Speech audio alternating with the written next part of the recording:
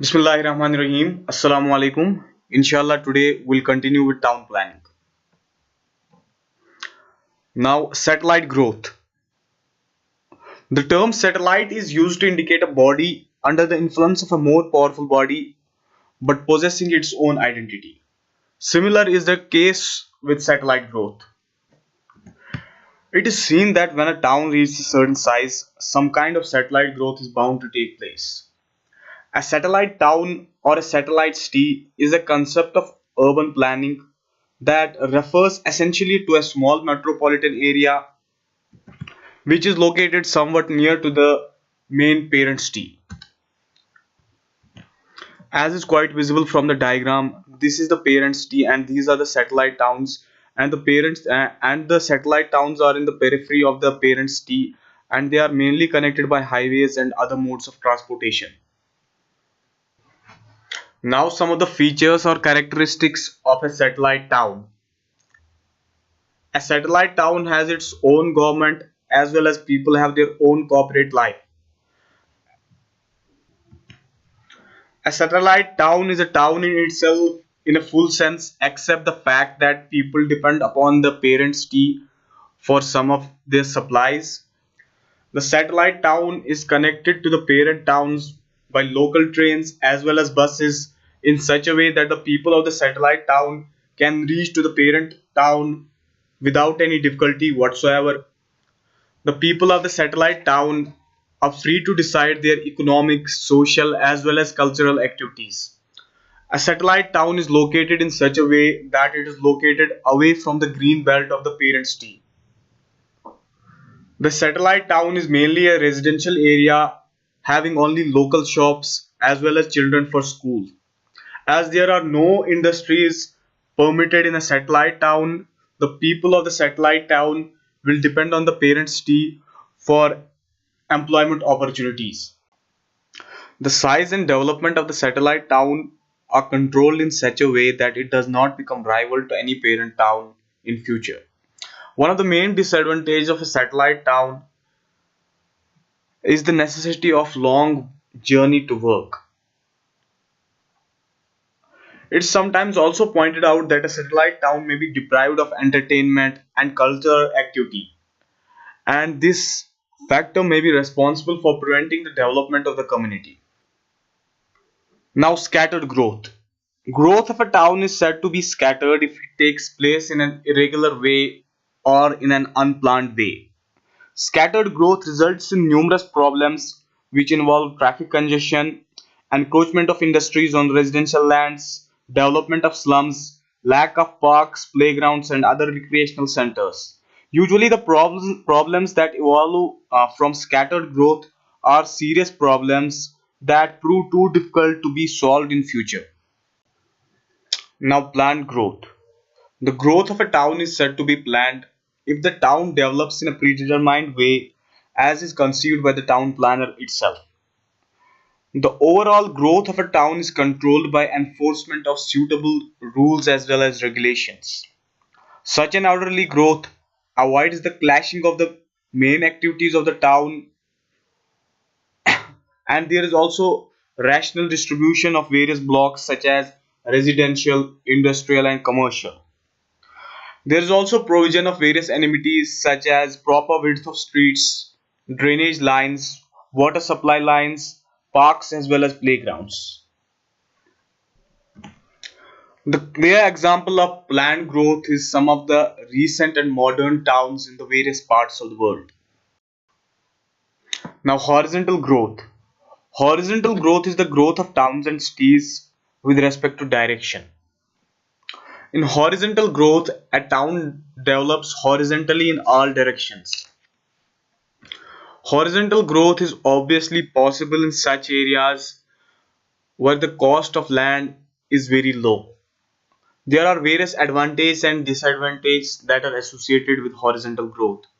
Regarding the advantage of horizontal growth, in general, there will be saving in the cost of buildings, which will usually consist of 2 or 3 stories. Horizontal growth does not require high-tech personnel for construction purposes. Because of the horizontal growth, The height of the buildings is not that high, and there is maximum possible use of natural light. The density of population in horizontal growth can also be restricted, and there is also economy of floor space as there is no provision of columns and lifts. The surrounding marginal space can also be utilized for garden space. Now, regarding the disadvantage of horizontal space required more land, so it can be very uneconomical in places where land values are quite high. Also, the foundation cost per unit area will be more in horizontal growth, and there will be also absence of living group. Now, vertical growth. In case of vertical growth, the buildings of a town are designed and developed as multi-storied flats. It's quite evident that such type of a growth is possible where the land values are very high. It is because of the availability of mechanical lifts, escalators, and elevators, the vertical growth of the town became possible in the form of skyscrapers. There are various advantages as well as disadvantages that are associated with vertical growth. Regarding the advantage of vertical growth, as the people will be staying and using common amenities of the same building, a sense of group living will develop in vertical growth. As the foundation cost will be distributed between all the floors, the foundation cost per unit area will be low as compared to horizontal growth.